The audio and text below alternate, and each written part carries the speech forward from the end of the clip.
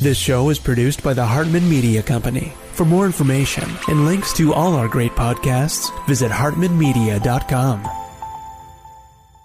Hey, buddy, just wanted to say thanks again for the awesome job you did Friday morning. That was great. Just started out our day perfectly and put a cap on our event. I just thought it was awesome, man. You did a great job. But even more than that, just appreciate your spirit in the room, man. Seemed like you're just more alive and just more enthusiastic than ever about things you're working on and things the family's doing. So I just want you to know I appreciate you, man. Travel safe. Welcome to the Creating Wealth Show with Jason Hartman. You're about to learn a new slant on investing, some exciting techniques, and fresh new approaches to the world's most historically proven asset class that will enable you to create more wealth and freedom than you ever thought possible. Jason is a genuine self-made multimillionaire who's actually been there and done it. He's a successful investor, lender, developer, and entrepreneur who's owned properties in 11 states, had hundreds of tenants, and been involved in thousands of real estate transactions. This program will help you follow in Jason's footsteps on the road to your financial independence day. You really can do it. And now, here's your host, Jason Hartman, with the complete solution for real estate investors. Welcome, empowered investors, and greetings from Denver, Colorado, more specifically Cherry Creek. I have enjoyed staying here for a while, and I am off to Las Vegas to host our collective mastermind event there, and then probably headed over to Southern California before going back to Miami, because I've got a speaking engagement in Miami, then Austin. So now you know my travel schedule. If you're in any of these places and you would like to have a one-on-one session with me, live and in person, you can book those. So reach out to any of our investment counselors. They can help you get booked for a one-on-one session. And I can always do it in person in one of those cities. So we can meet up and maybe even grab a meal together or just work in an office and work on your portfolio and talk about how I can help you take the next step in your real estate investing journey. So there is so much news in the world. And I keep thinking, wow, I just really want to talk to you about all of these things going on politically, the third assassination attempt against our presidential candidate, all of this crazy stuff. Certainly the hurricanes, got to talk about that. There's just so much going on. There is not enough time to talk about it on the YouTube videos and on the podcast. So I really want to encourage you to follow me on Instagram and on X, or formerly known as Twitter, now much better managed than Twitter. As we know, thank you, Elon Musk, for keeping free speech in the public domain, at least for now. But there's just a lot of news to talk about, especially politically right now. So do follow me on those channels for more information. But as far as the hurricanes, I wanted to talk about that. Obviously, tragic news with these successive hurricanes that have just battered people. You know, everybody asks, well, Jason, what about insurance? What about my rental properties? All of this stuff. And, you know, I just don't have time to talk about every aspect of this. At our Empowered Investor Pro meeting next month, or I should say this upcoming meeting, we have an insurance specialist coming on who is from Florida and operates a brokerage in Florida that I personally use for some of my properties. She will be coming on to talk about insurance issues in depth. But I do want to say this. Number one, damage. What did I experience from the hurricane? Well, you're looking at a picture if you're watching me on video right now. Here's a picture of one of my rental properties that did lose part of a fence. And I own another rental property right around the corner from this one. And I went to, of course, where? I went to thumbtack.com and I sourced a couple of fence tractors. Then I went to taskrabbit.com and sourced a couple more there because I wanted to get some quotes on this. So I said to both of them that went out to the property so far, they just called me on the phone real quick. One actually texted me and I said, hey, go take a look at the other property I own right around the corner. I haven't heard from the tenants on that property, but maybe they have some damage. They probably evacuated for the hurricane. So both of them went to both properties and showed me that both properties sustained some damage to the fences. One of the eaves had a little bit of damage, like a piece was torn off of that eave, maybe 2 or 3 feet long. No big deal. So I guess my first point here is, look, if you have newer properties in these areas, these properties likely have little to no damage, okay? I don't even know that I'll bother filing an insurance claim on this. I'll probably just pay for it out of pocket. I'll see what the quotes come in at. But, again, not a big deal in most cases. If you have older properties that are built in the flood-prone areas that don't have the new codes, they do tend to sustain some damage. But it's fair to ask, I mean, these houses have been standing there for 50, 70, even 100 years sometimes. And they've had many, many hurricanes, right, that those houses have lived through, and they're still there. So a lot of this stuff you just have to realize is just totally overblown by the media. The media loves sensationalism, okay? This stuff is never as crazy or as bad as they make it seem. Unless, of course, they're trying to cover up for the pathetic presidential administration we have running the country right now and running FEMA. And that's a whole different story, right? So, there are multiple things going on here at the same time. But what about insurance rates? Well, folks, they've been going up for years, and they've been going up all over the country. Because think about what insurance really is. What is insurance at its core? The concept of insurance is the same as the concept of socialism. Okay, we have this big pool of money, and we pay out some big claims to some policyholders, and we just collect money from the rest of the people. So even if you live or own properties in a non-disaster prone area that doesn't have wildfires, earthquakes, tornadoes, floods, or hurricanes, which, by the way, a very large portion of the country is affected by at least one of those things. But say you live in an area that isn't affected by any of those things, which is pretty rare. Your insurance is going up too. Yes, it is. It is. It has been, because of the socialized nature of insurance. They socialize the losses. That's what insurance is. Okay. And then, I'm at the coffee shop this morning and I open the Wall Street Journal, which when I'm at a hotel, it's nice. I get an actual paper. It's just so pleasant to read an actual newspaper. I don't know why. And there's an article about people are leaving Florida because of the hurricanes. Oh my God. Really? Really? You think this is some big thing? No. They found a few people to talk about this that haven't even moved yet, that are just probably extremely discouraged, rightfully so, right? And so that's what happens. Look, the person who wins the game in life and business and investing is the person who doesn't panic, the person who has a steady hand, who realizes that most of the news is sensationalism, if not all of it, and also realizes that life goes on and people rebuild and things move on and the economy continues. I interviewed, and I'll publish this interview soon, I interviewed a friend of mine, a Ukrainian citizen who left Ukraine right before the war broke out because he knew something was up. It's a really interesting interview. You're going to see it soon and hear it soon. And what you realize is that even in a war-torn country like Ukraine, right, they have a wartime economy. The economy is still happening there, right? It's always happening. And life goes on. That's my point. So the people that tend to have knee-jerk reactions and panic, they're the people who just always kind of lose out in life, okay? This too will pass, as people say. It's just not as big a deal as it seems to be on the news. And, a lot of people are on low information diets, and they really avoid the news. Now, I am not one of these people, but I definitely don't sit there watching TV. I hardly get any news from television. Number one, because I can't stand the commercials, and I can't stand the fact that they run the same story over and over again. Okay. So if you watch television, I would highly recommend that you just give up television. Okay. It's like the idiot's medium. It's the worst medium to get your news. Okay.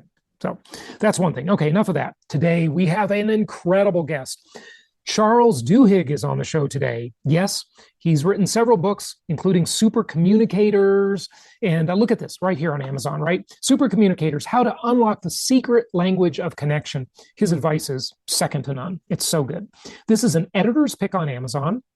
Best book so far of 2024. And it's got 1,510 ratings with very positive reviews. Look at this one. This is The Power of Habit, right? From 2012. This has got 38,803 ratings. Wow. And on Goodreads, it has 523,000 ratings. It's a New York Times bestseller, more than 3 million copies sold. The Power of Habit, Why We Do What We Do in Life and Business. And he is our guest today. And you know how I got Charles Duhigg to be on the show? He's a listener. Yeah. He listens to the podcast and watches the YouTube channel. So Charles, thank you for watching, first of all, and listening. I'm really honored. We do have a few other famous listeners and viewers as well. Glad to have you among them. And he reached out and kind of pitched me for the show. And I'm like, of course you can be on the show. I love your work. I've known about it for a long, long time. So you're really in for a great interview here. So we'll get to that in a moment. I just want to share this with you about real estate here. The average homeowner just gained another 25 grand in equity.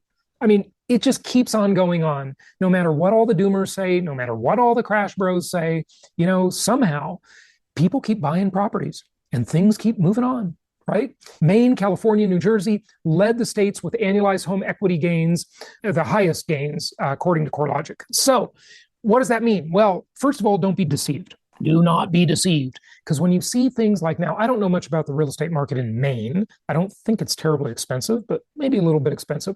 But certainly California and New Jersey are pretty expensive. And you've got to always ask yourself life's most important question. Compared to what? Right? Compared to what? And when you compare the equity gain in dollars to the prices of the properties, the basis, the baseline from which they are starting, of course, California is going to have big gains, right? Of course, New Jersey is going to have big gains because the prices are already so high there, right? But you really want to look at it always as a percentage. That is the more meaningful statistic because the core idea of a percentage is what? It answers life's most important question. A percentage always tells you compared to what? And you see that Florida gained $22,000, Georgia $18,000, California, of course, $55,000, Nevada $36,000, Arizona $24,000. So Washington State, a whopping $41,000. So pretty amazing how incredibly comfortable all of the existing homeowners that control over 130 million units. Well, see what I'm doing there is there's about 140 million total, give or take, but I'm taking out the ones that have sold in the last couple of years. So I take out about 8-9 million out of that. And then I get about 131 million now. Existing homeowners with high equity, 40% of them or so have no mortgage at all. And 25% of them have a mortgage at or below 3%, 65% a mortgage at or below 4%. These people ain't selling. They just won't give up those great deals they have. So now we are at the point of a Fed pivot, and we're just going to see all the crash bros and all the doomers continue to be wrong, wrong, wrong. Yes, some selected areas in the country have given up a little bit. As you can see, Texas gave up $3,000 in that example. And, life just goes on. So one more thing about hurricanes that people don't realize, and I did share this with you when I got the calls a couple of years ago where the people were trying to be vulture capitalists in Naples, Fort Myers, after the hurricane hit there pretty bad. And they said, Jason, now's the time to grab up all the deals at pennies on the dollar. Everybody's going to be desperate to sell. No, the complete opposite is true. What happens is you have a housing market with certain supply and demand dynamics, and then you remove some of the supply because the homes have to be repaired or rebuilt, okay? So that's less supply, not more supply. Get it? All these people, they just don't understand how this works. And then you take and you have all these insurance claims, thousands and thousands, maybe even hundreds of thousands sometimes of insurance claims. So the insurance companies send all these people to these areas, and then they have to fix the properties. So all these contractors and construction workers and suppliers move into these areas, gobbling up what minimal amount of supply there is. So most people think, oh, now's the time all these desperate people will just take advantage of them and will steal their houses for pennies on the dollar. The exact opposite is true. There's more of a housing shortage than ever. And the supply-demand dynamics are more in favor of owners, not buyers. That's how it pretty much works every time. Okay. Now, look, that said, there are little pockets, okay, that you could measure here and there where those supply and demand dynamics might look otherwise from what I just told you. But that is the macro trend. It's the macro trend, right? There are little trends along the way. So no one needs to send me a link to some silly little article that says something a little different than what I just said. Okay. I don't need the link. Don't bother. Don't bother making silly, dumb comments. Well, actually, I really do appreciate the silly, dumb comments from the fools out there. You know why? Because they really improve my ratings. So make all the silly, dumb comments you want because the algorithm loves you. Just make any comment. Say Jason is a complete idiot. Fine with me. I love those comments because I will reply. I'll probably tell you what an idiot you are, but that's what happens. So the algorithm loves your comments. So make all the comments you want. All the haters out there love to hear your comments. Anyway, that's pretty much what happens with these dynamics. So you just got to understand it. But people are incredibly resilient. They rebuild, they move on, everything goes on. I know it's very painful at the time, but when you have the patience to just look at the big macro trend, it's like every downturn that I've ever lived through in the real estate market, and I've been doing this for many decades, folks, many decades, okay? Every downturn, if you just wait 18 to 24 months, it's an upturn. It's just amazing how that changes. So being patient is the right thing to be. Being calm, not overreacting, not having knee-jerk reactions, and not being impatient. That's who wins the game. It's the tortoise and the hare, folks. That's one of the secrets to life for sure. All right, let's get to our guest, Charles Duhigg. You're going to love this interview. This guy is awesome. And before we go, let's hear an interesting clip of the day. We eat the food they give us, vote for one of two people that they tell us to, and watch the movies that they show. They take our attention as soon as we reach age 5, and they never give it back. We go to school for 8 hours a day learning what they want us to. They scold us until we obey, and then they praise us when we do. They make us form a habit of waking up and spending our entire day in a building that we wouldn't choose, so that when we get older, we are willing to do the same. Following orders becomes comfortable when we spend our childhood doing what we're told, so when we're older, we hesitate to stray outside the norm. They tell us that we should do anything we can to attend a university, because if we don't, we will fail. They manipulate us into financial dependency at a young age so that we stay liable to the system. They've given us a currency that only has value because they say it does, and we receive it by working at a business that they own. Their millions become billions while the rest of us are forced to sacrifice our time for a minuscule fraction of what our work gains for them. They provide us housing, but make it costly so that we struggle to accumulate enough wealth to escape their system. Our supermarkets are full of brands that they possess, to the point that it is difficult to find ones that they don't. Our meals are either purchased from a store that they most likely own, or created with ingredients from their brands. They tamper with the food they give us and pump them with toxic and addictive chemicals. They make the most harmful foods the cheapest and most convenient, so that it becomes an offer that we can't refuse. Over time, we become addicted in many more ways than one, and they bombard us with temptation on every billboard or commercial. When we get sick from excessive consumption of this insubstantial food, we are forced with almost no other option but to give up financial solidity for the sake of our health. We pay thousands to facilities that they own so that they can prescribe us more harmful chemicals that simply numb the symptom. They revolve society around addictive foods that cause disease and expensive drugs that mask them, so that we stay in a forever grasp of their system. We only ever consume content that they provide.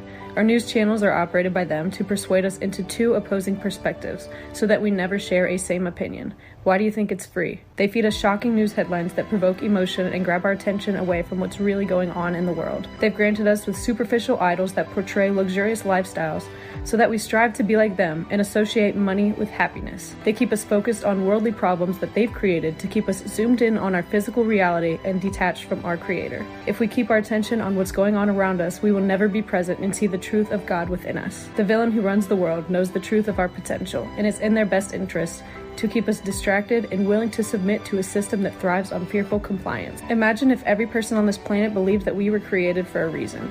We would unlock an unbreakable faith within ourselves and reverse the pyramid of power in which society was built. We would see past the lie that we've been living and turn to each other for help rather than depending on our corrupt leaders.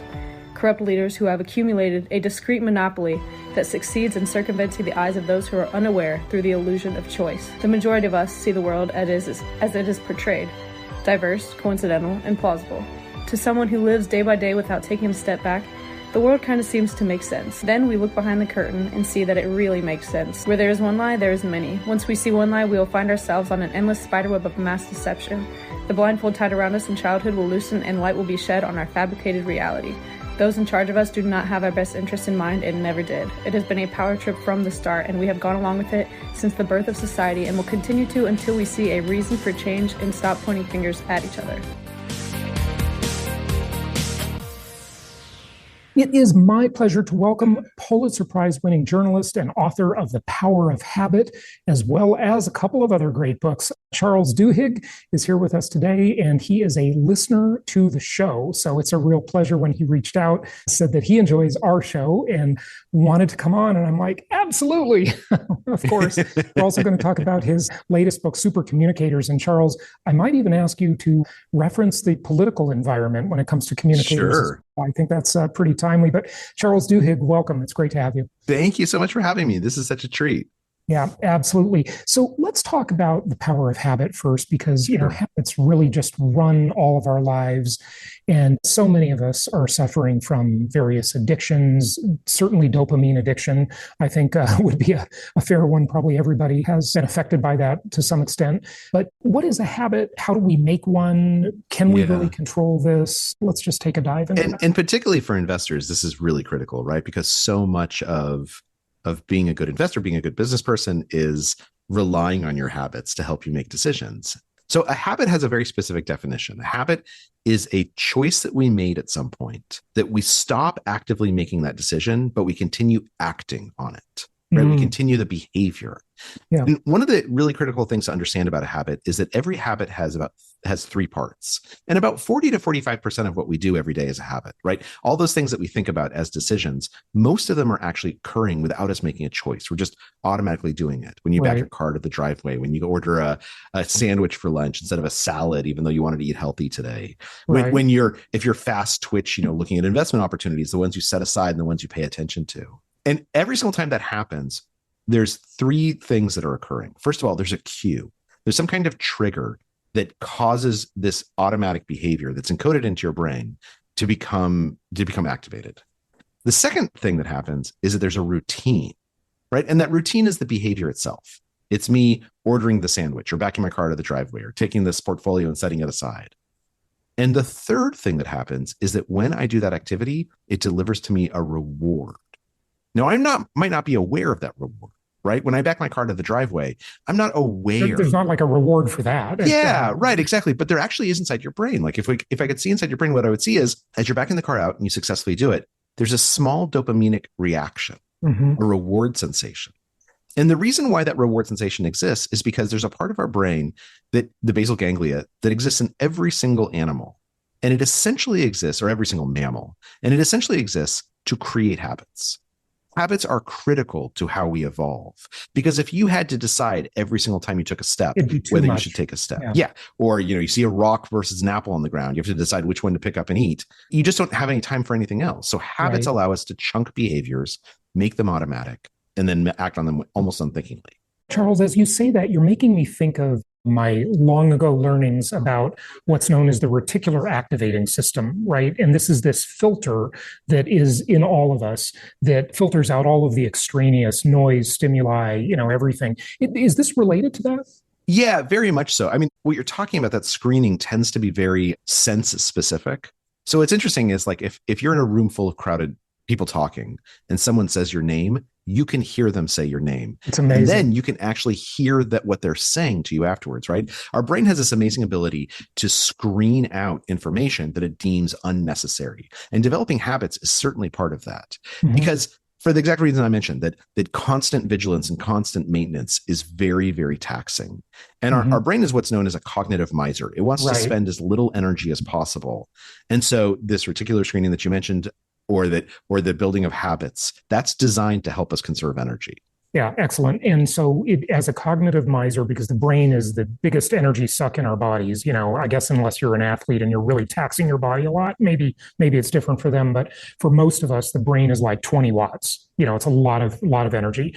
There's a good reason we're kind of mentally lazy, isn't there? Oh yeah, absolutely. Absolutely. And I think anyone, they often say, if you want to get a task done, give it to the smartest, laziest person in your company, because they're going to figure out the fastest. I heard give it to the busiest. Right.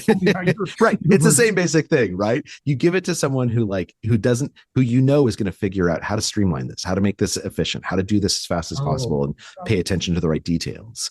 And so I think what's important there is to recognize that we build habits all the time. And there's no such thing as a good habit versus a bad habit, right? We decide that a habit is something we like or something we want to discourage. But to our brain, all habits are exactly the same thing. It's just a routinization of a cue, routine, and reward so that behavior becomes easier the next time. But we have to more logically decide outside of that loop what is a good or a bad habit. Yeah, right? we have to step in and make decisions, right? Because a habit that involves going for a jog every morning, where it gets easier and easier and easier, and I think about it less and less, that's a great habit. A habit where I eat a jelly donut on the way to work every single morning, that's a less good habit. And so I have to decide which habits I wish to encourage and which ones I wish to discourage. And in doing so, I have to pay attention to those cues and rewards, because that's where my leverage is. That's where I can fiddle with the gears. How is it then? This sounds so simple. It sounds so easy to just understand this loop of the three elements, right? And then just manipulate that to change a habit. But this is life-threatening, life-destructive for many people in bigger or smaller ways. These habits just run us. Just because something is simple doesn't mean it's easy, right? I mean, we all know how to be in better shape, right? Spend more time exercising, it's not like a secret, more healthfully. Right? Yeah, it's not like I've told you something and but we walk past it, we're like, I really want some dessert. That ice cream looks really, really good. Yep. So what are the things that make it easier? Well, first of all, focusing on those cues and rewards, right? Because when we tend to think about habits and changing our habits, we tend to focus on the behavior. But if we don't recognize the cue and the reward that's driving it, then we're putting ourselves at a disadvantage. And there's something known as the golden rule of habit change, which says rather than trying to extinguish a habit, what you ought to do is change that habit by choosing a new routine that corresponds to that old cue and that delivers an old reward. A great example of this is when I was writing The Power Habit, I got into this pattern where every afternoon I'd go get a cookie at the cafeteria at the New York Times where I worked at the time. And that sounds like me. I would just add a coffee to that, but yeah, exactly. And so I would actually put Post-its on my monitor saying no more cookies. And yet in the afternoon, I would sort of manage to ignore that and go up and get a cookie. And so I talked to researchers about it. They said, okay, look, let's figure out what's the cue and what's the reward. Most cues fall into one of 5 buckets. It's usually a time of day, a particular place, a certain emotion, the presence of certain other people, or a preceding behavior that's become ritualized. And so whenever I felt the cookie urge, I would just write down those 5 things. And it was pretty clear that the cookie urge, the thing that was consistent from day to day, was that the cookie urge always hit at 3:15 to 3:45 in the afternoon. It was pretty time specific. So my cue was a time of day. And then I had to figure out what the reward was. Now, you might think that the reward of buying and eating a cookie is the cookie. But that's actually, a cookie is like a bundle of 15 different rewards in one little package. Yeah. So the question is, was it the taste sensation that I was craving? In which case, just actually taking some Splenda and putting it on my tongue should have satisfied that. Was it that I needed to get up and stretch my legs? In which case, going for a walk around the block rather than going up to the cafeteria might work just as well, right? Was it that the cookie provided me with a burst of energy because there's sugar in it? In which case, having a coffee should do the trick. And so every day when I got up and I felt this cookie urge, I'd do something different to see if it satisfied that urge. And what I figured out pretty quickly was when I was going up to the cafeteria, I'd buy a cookie, and then inevitably I would see a friend sitting in the cafeteria, and I would go over and I would. It was a social experience for you. Exactly. It was a social experience. And that was the reward for me, was the sociality. So once I know the cue and the reward, now I can say, okay, I'm going to set my alarm at 3:15 in the afternoon. I'm going to stand up. I'm going to look around for someone to go gossip with. I'm going to go talk to them for 10 or 15 minutes. And then I'm going to go back to my desk. And when I did that, the cookie urge basically disappeared. Right. But it's only because I diagnosed the cue and the reward. In that example, though, I mean, I think you're telling us to replace one habit with another. Am I correct on that? That's right. To change the habit. Yeah. To change the routine, the behavior. Right. But with that example you just mentioned with the cookie, you didn't really replace the habit. You just sort of unbundled one thing, and that was the cookie. You still. That's exactly right. Should you have literally replaced the cookie with something else and also socialized? No, because I think that the reward was tied to the socialization. So the cookie was actually not the habit.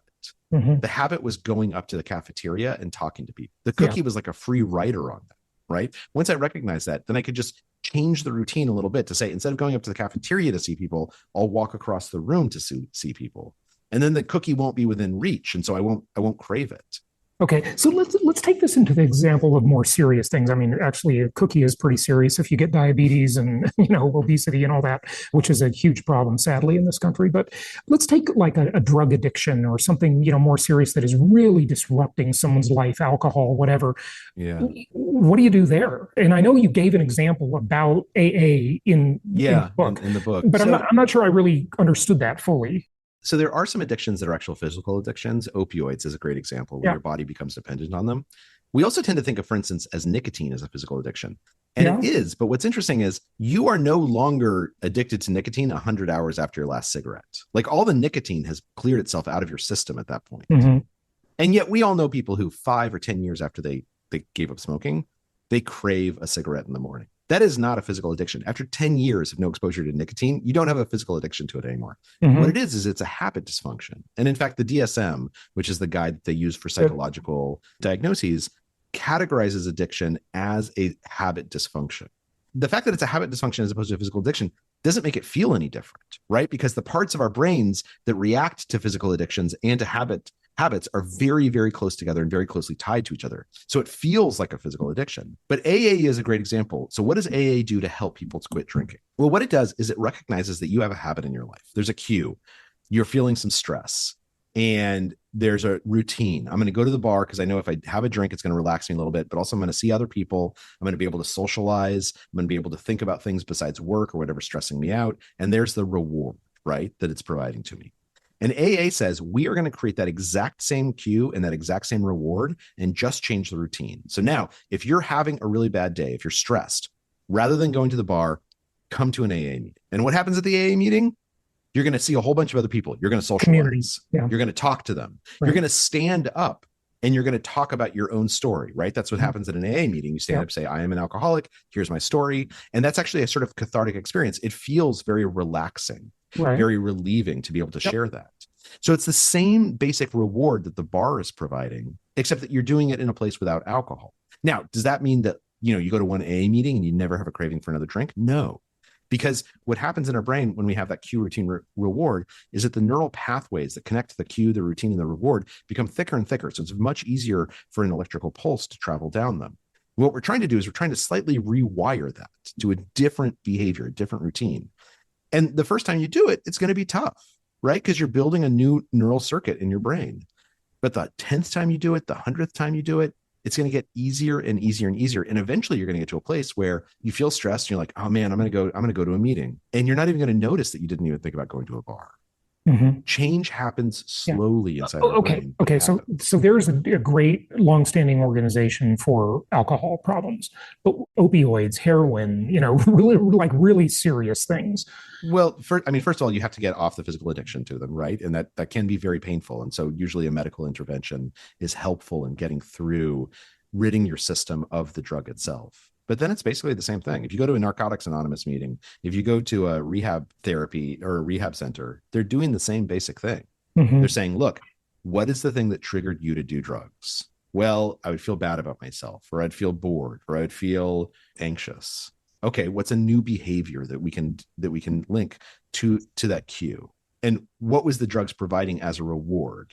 Well, it was letting me just stop thinking about things. I just basically turned my brain off. Okay, so what are other behaviors that help you turn your brain off? Well, meditation, exercise, et cetera. It's not a coincidence that many people who have drug addictions and recover become, for instance, endurance athletes, particularly endurance runners. And it's because they're looking for something that delivers a similar sensation to doing drugs. The runner's high, the endorphins. Yeah. It's not just the runner's high. It's also the distraction, right? That oftentimes I'm turning to drugs because I'm so stressed about my work. And when I'm running, what we know is that I feel endorphins and endocannabinoids and those, the runner's high that we talked about. And one of the things that happens when I'm running is that it's really hard to think about work. I don't have work in front of me. My mind just wanders and I think about other things. Mm-hmm. So again, just because it's simple doesn't mean it's easy. Yeah. But understanding how your own habits work gives you the tools to start changing them. Okay, so I want to talk about two more kind of negative things, if you will, and then I want to talk about how to use this to just be more productive on a daily basis. You're not struggling with any big addictions, any big problems, just how to be just better, right? Yeah. So we'll get to that in a moment. But the negative things I want to ask you about is two very common addictive behaviors that are really affecting society. Of course, the food thing we already talked about.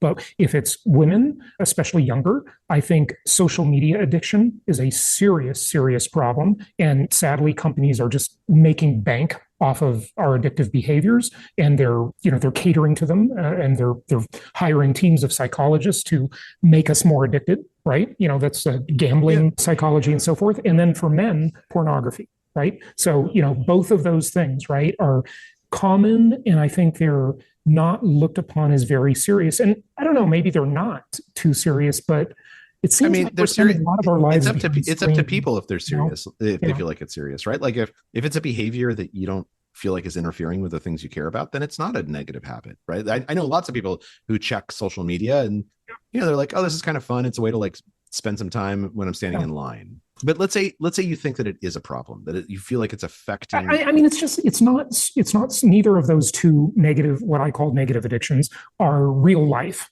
Right? They're not real life. They're not engaging with people. They're not having of the traditional interactions that we have evolved to have. Right? Sure. And for some, they're not inherently bad. Right? Like there's nothing inherently bad about pornography or social media. Okay. If people don't feel like it's negatively impacting them, then they should continue doing it. It's not like it's hurting society or hurting them. But let's say that they feel like it may be an outlet too. It may be a pressure release valve too. Either one of those. So that may be perhaps they just enjoy it. Right? Like, do you ever check social media? Yeah. Of course. Do you feel like you have a problem with it? Like, is it like you're not able to I don't know. Sometimes, I'll be laying in bed trying to go to sleep, and it's like, another hour just went by. I could have been sleeping. Okay. Could have gotten up. So there's a moment. That's a specific case where we say you are falling into this trap of a habit around social media that you'd like to change. Okay. So what's the most effective way to change it? I mean, you could do the whole thing where you figure out like what's the cue and what's the reward, and that would probably be useful. Or you could just not take your phone into your bedroom. All right. And that's what my ex-girlfriend does. She leaves her phone. She charges it in a whole nother room. So do I. Yeah, that's exactly what I do. I don't do that. That's what most people recommend. There's never going to be anything that's so important that you have to have your phone right next to your bed. Yeah. If it's really important, they'll call you and you'll hear the phone and you can get up and go check the ringing. But equally, in addition to not having my phone inside my room, I also have close by most of the time apples. So that if I do feel like that urge for a cookie and I'm hungry, rather than going and getting something unhealthy to eat, I just grab an apple because it's literally right there. Sometimes oranges, because I like oranges too. Okay. So for these things that are, for instance, social media, pornography, probably my first bit of advice would be create more barriers to easily fulfilling that behavior. Right. Mm-hmm. And there's like literally thousands of options that can do this for you. You can uninstall the apps from your phone. There's a program called Freedom that you can download onto your computer that basically limits when you're allowed to use the internet for anything that's not work related. Uh-huh. And the key is another one is put your phone on grayscale. I've heard that one. Yeah, I've sure. Not done it, but you can. Or there's lots of things. It makes it less interesting if it's not in color. But the point here is just because you're doing something and maybe society says, oh, nowadays you shouldn't do that thing. Yeah. That doesn't mean it's actually a bad habit. It's a bad habit if you feel like you're powerless over it, if you feel like it's intruding on the things you care about. And for understanding the cues and rewards that drive that is helpful. But the easiest step is literally just don't sleep with your phone next to your bed. Yeah. And again, there's literally no reason on earth you need your phone next to your bed. Like people survived for thousands and thousands of years without having a phone next to their bed. Yeah. You're reminding me of Stephen Covey's famous line, the main thing is to keep the main thing the main thing. Yeah. And so I think that's the point. Yeah. And here's the other thing I would point out is if this really is something you feel like is a negative part of your life, if you go to sleep with your phone next to your bed tonight, it's because you don't actually believe yourself. Like you might tell me like, I really wish I went to bed, an hour earlier instead of spending all that time on social media. But within psychology, there's a thing known as stated preferences versus revealed preferences. Your stated preference is that you wish you weren't spending time on social media. Your revealed preference is that there's a really easy solution to it and you're not availing yourself of it. And so the revealed preference is this is actually not a priority for you. And again, that's fine. That's a really good distinction. I'm glad you mentioned that. Yeah. Yeah. You just have to decide, like, is this actually a priority, or am I saying it's a priority because, like, I'd love to have a 6-pack abs. Right. And so I'd say, yeah, that's Stated a priority. Preference. Not right. revealed. That's a stated preference, but I don't do I don't do many crunches every single day. So my revealed preference is it's a kind of fantasy stated preference. I don't really care that much. Yeah. So how do we use this throughout the day just to be better people, to be more productive, to be more successful?